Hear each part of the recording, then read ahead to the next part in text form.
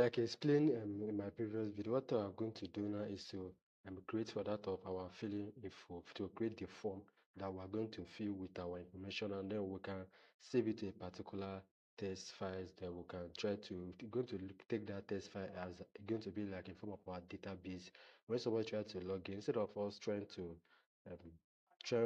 save this password and check whether this password is being saved here, we can try to check on that file to check whether the password and the username matches together. So we can achieve this all this, but it's going to be step by step process for going to achieve this. So if I was to run this for us to see where we currently stopped, and this is where we stopped, we can put in and then try to log in, and then if we click on sign in, it's going to open up a new page, or I can say a new tab for us to work with. Let me draw this a little bit closer for us to work with. We'll put a text on top of it, a heading saying Facebook sign. There's not much about the Facebook, but it can be anything.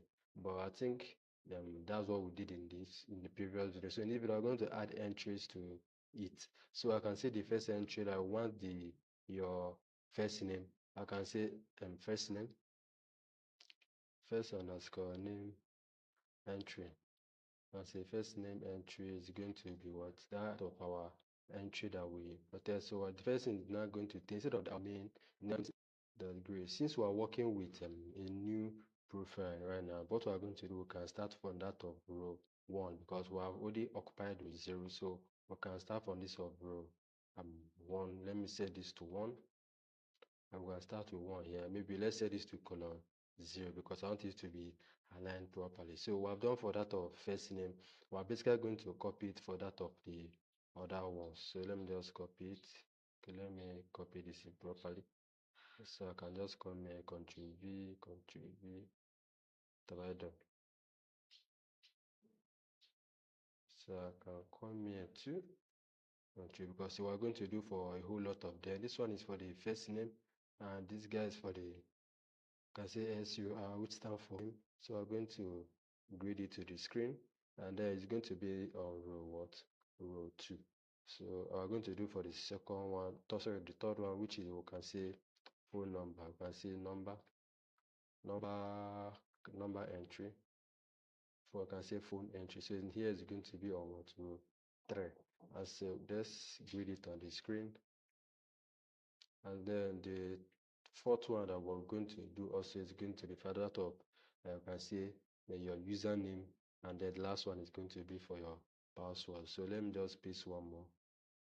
Sorry, let me just copy this. So we can say here user name. Sorry, after that down. Here's going to be username, and here is going to be pass. Let me just put pass here for password.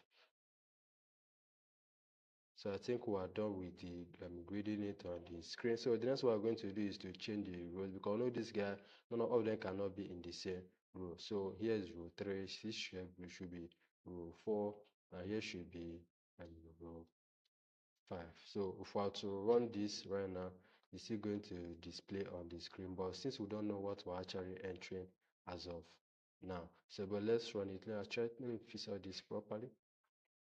Everything is well fixed. So the first name entry is on row 1, second name is on row 2, number on row 3, we can say username entry is on row 4, and then pass entry is on row 5. So let's run it and see our output.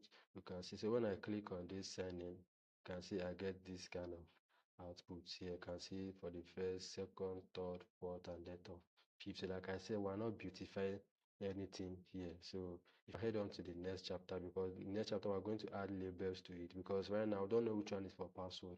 You can't say, oh, I want to enter password here, or I want to enter maybe a kind of phone number here. Which one is for password, which one is for phone number? So that's what basically what we're going to do in the next video, to add all these labels on it. So I'll be happy to see you in that next video. Thank you for watching.